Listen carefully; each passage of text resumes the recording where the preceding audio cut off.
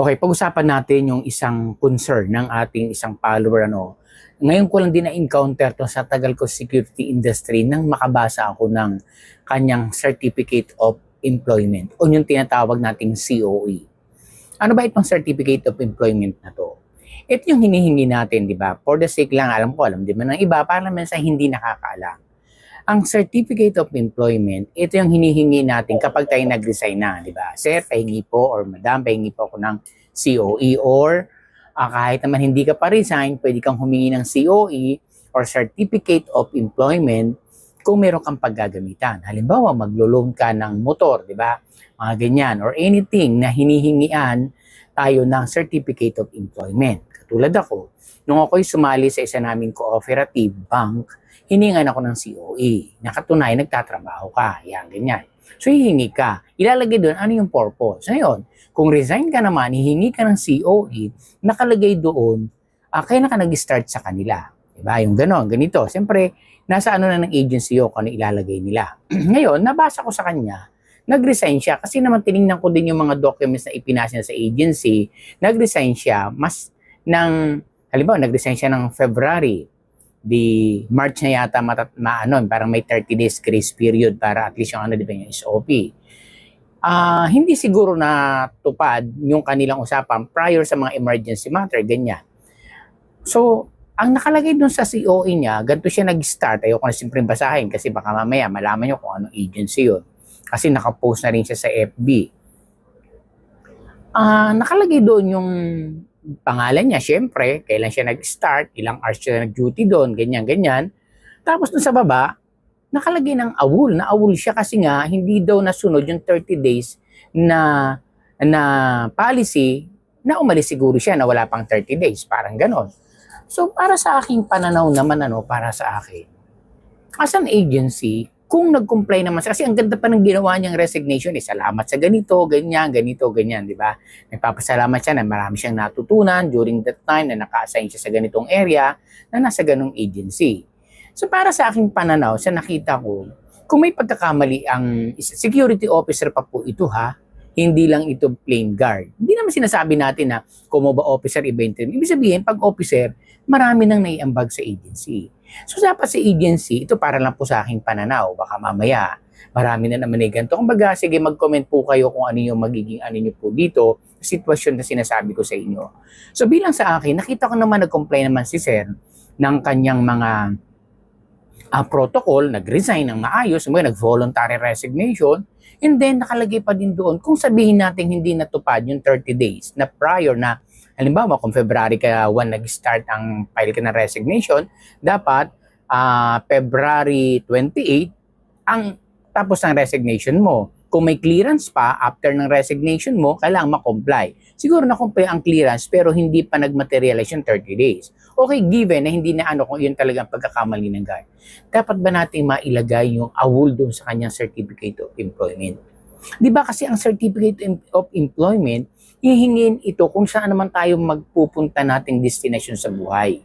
Halimbawa, nag-apply ka sa ibang agency kasi may magandang opportunity ka doon, tapos makikita doon nag-awol ka. Siyempre kung ikaw mag-i-interview, makikita mo na may awol to, baka gawin dito.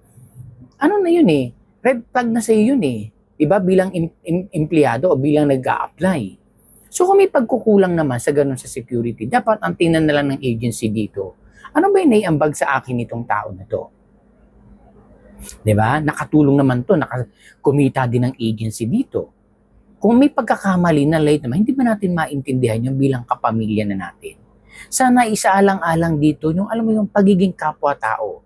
Though, kung may pagkakamali naman, siguro matulungan na lang natin siya na pagsabihan na lang na ilalagay ko rito despite may violation ka pero hindi ko nilalagay sa COE mo kasi alam kong magagamit mo pa to sa tamang landasin mo pero wag mo nang uulitin yung ginawa mo.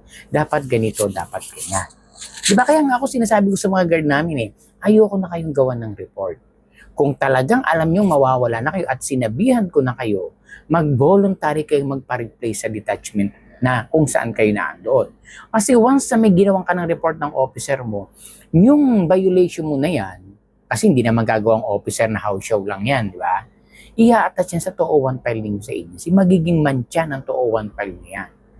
Diba? Kaya ako ganun eh. Kasi kahit anong mali ng tao yan eh. Kumbaga, pwede mo naman daanin, ano yung pwedeng maitulong natin. Kung talagang hindi na siya po pwede sa detachment, di ipa-transfer na lang kaysa magawa ng report. Lagi kong sinasabi siya, kaya nga kung mahal niya ang trabaho, pagbuti. Ngayon, dito sa COE, doon nag-resign naman ng voluntary si Sir.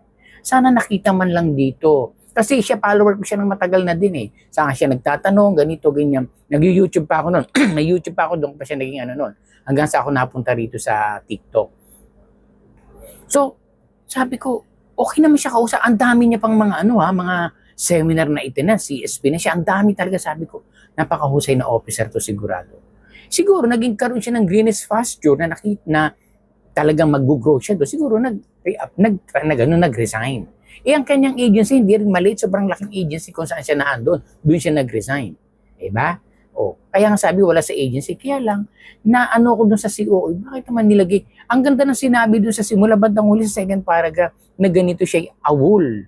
Kasi because of that. Siyempre, red flag yung pag nag-apply sa iba.